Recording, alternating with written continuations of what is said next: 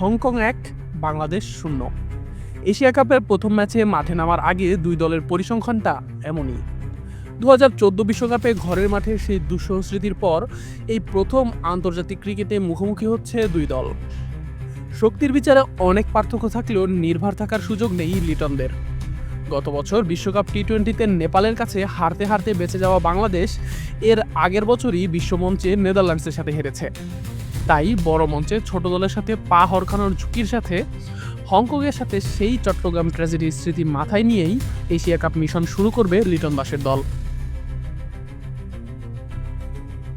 প্রায় এক যুগ আগে তখনকার প্রেক্ষাপটে আরও দুর্বল ছিল হংকং, কিন্তু তাদের বিপক্ষেই ঘরের মাঠে বিশ্বকাপে হেরে বসে বাংলাদেশ।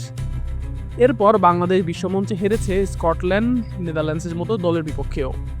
পাপুয়া নিউগিনির মতো দলের সাথেও হারতে হারতে জিততে হয়েছে। তাই বড় মঞ্চে ছোট দলের বিপক্ষে মাঠে নামার আগে বাড়তি সতর্ক থাকতেই হচ্ছে লিটন দাসদের।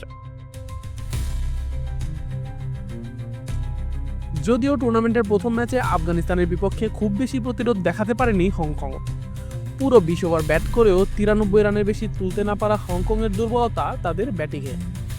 বাবর হায়াতের মতো অভিজ্ঞ ব্যাটার থাকলেও দল হিসেবে পারফর্ম করতে না পারায় ভুগতে হচ্ছে হংকংকে। আফগান ব্যাটাররা হংকং বোলারদের ওপর ঝড় বইয়ে দিলেও কিঞ্চিত শাহ, এহসান খানরা বেশ আঁটোসাঁটো বোলিং করেছেন। নিজেদের সহজাত খেলাটা খেলতে পারলে অবশ্য খুব বেশি চিন্তার কারণ থাকার কথা না বাংলাদেশের। প্রথম ম্যাচকে মাস্ট উইন ধরে নিয়ে চাপে পড়ে না গেলে সহজ জয়ই পাবার কথা লিটনদের। টানা ৩ সিরিজ জয়ে আত্মবিশ্বাসও আছে বেশ ভালো পর্যায়ে। তবে হংকংয়ের বিপক্ষে ম্যাচ বলে কোনো পরীক্ষা নিরীক্ষায় যেতে চায় না টাইগাররা। মূল টুর্নামেন্টের পুরোটাই পূর্ণ শক্তির দল নিয়েই খেলবে লিটন তাসকিনরা।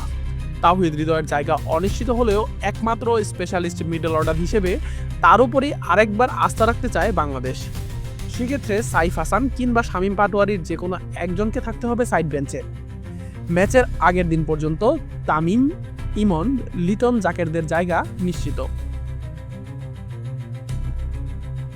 নেদারল্যান্ড সিরিজে নাসুম দারুণ করলেও বড় টুর্নামেন্টে রিশাদের ট্র্যাক রেকর্ড বিবেচনায় তাকে দেখতে পাওয়ার সম্ভাবনাই বেশি। সাথে স্পিন ডিপার্টমেন্টে মাহিদি তো থাকছেনই। আর আবুধাবির কন্ডিশন বিবেচনায় তাসকিন ফিজের সাথে একাদশে থাকছেন শরীফুল। সব মিলিয়ে শক্তির বিচারে দুই দলকে মাপার সুযোগ নেই।